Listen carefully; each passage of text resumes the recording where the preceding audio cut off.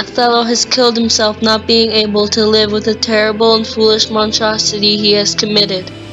Upon making his way to eternal hell, to which he has been condemned, Othello's horrible fate is changed when on second revision it seems Othello's morals and ethics are pure, despite the undescribable act he committed. Instead of spending an endless afterlife in the nightmarish hell, he is appointed to Asphodel's Meadow, a melancholic, endless grassland filled with millions of other morose souls standing silently, crammed up against each other for eternity. Souls who didn't necessarily do horrible wrongs, but who were not worthy enough to enter the gates of heaven. Desdemona hears of Othello's demise and decides to descend from heaven into Asphodel's Meadow to go confront him for what he did that night. My lady, where are you to be found? I am still the same man as before, the one you fell in love with, for the dangers I have passed. I've come a long way to find thee. Alas, cruel Othello, you are not the man I fell in love with. Sweet Desdemona, I can't live with myself in this afterlife without telling you my reasons. You monster! Wipe those forced tears. I sang to the willow that night because I knew the love between my husband and I was gone. My husband had gone mad and left me, just like what happened to my mother's maid. But I would have rather you had left me. Instead, you murdered me. You monster. You did it on my wedding sheets, the last purity about me untainted by your lies. Alas, my dear Desdemona, please take my hand and I will explain to you what happened and about the terrible madness that took over me. Go away, you monster! Oh, sweet Desdemona, please listen to me.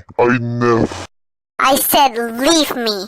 You have betrayed me in the most horrible way anyone could ever. I never did anything bad. My only crime was loving you too much. I do realize that, my lady, but I beg of you to please listen. One chance is all you have. I was betrayed as well. The one I thought as my most loyal servant and friend manipulated me in such a cruel way. He's the one that caused this pain on you. That devil, Iago, still lives, like evil always will, but it giveth me solace to know that he is up thither and not down hither with us. Do you take me as a fool? Desdemona, please stop and listen. No, thou listen. Here in the afterlife, thou can speak my mind, and thou no longer constricted by all you men, like you and my father, that turned my reputation into one of a deceiver. Iago has always been the honest Iago, and now you tell me he is the devil? Then shall I start calling him Devil Iago from now on? Alas, my white angel, I do not take you as a fool. I take myself as a fool. What do you mean? Iago is truly the devil. That will be the only honest thing about him. Every day for eternity, I will be haunted by my own memories, reminding me how I, the general of the Venetian army, was so easily manipulated. Iago whispered doubts of your infidelity to me in my ear. And now, even though I denied it at first, and defended your honor, soon I was taken by the strong current of the river, and dragged into the chaotic, stormy sea. You deserve to be in hell. You, the man I thought so honest and true. What you speak of does make no sense. Why would Iago tell such horrendous lies? But most importantly, why would you believe him if he did? Even after I insisted that I was honest to you. Because I am a man. I am a man who was brought up a dark-skinned slave. I am a man who then grew up to live and fight among light-skinned men. A man who decided that those who were in their place with loyalty deserved the utmost trust in return, and in consequence he became a man who got too comfortable with the idea that honesty would always trump deception. As every day passed, he was manipulated callously to doubt his wife's honesty more and more. A man that was insecure with himself and was easily humiliated with the idea of his wife's infidelity, that he became a beast, no, a monster. Alas, Othello, I gave my life for thee. Thou were the lord of duty.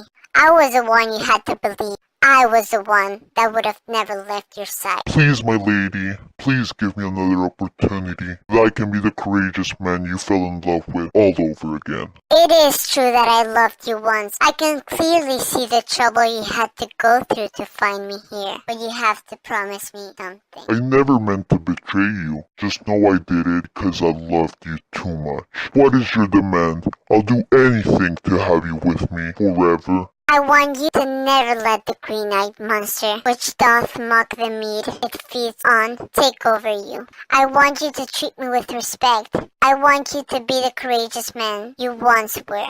I want you to believe the words that come out of my mouth. And I want you to love me. Sweet Desdemona, you have my word. I had thrown away my precious gem. I will never be so foolish again. Othello and Desdemona ascended away to heaven hand in hand, where they'd enjoy the afterlife forever together, a place where no one could get in the way of their love. What a way to twist a tragedy, eh?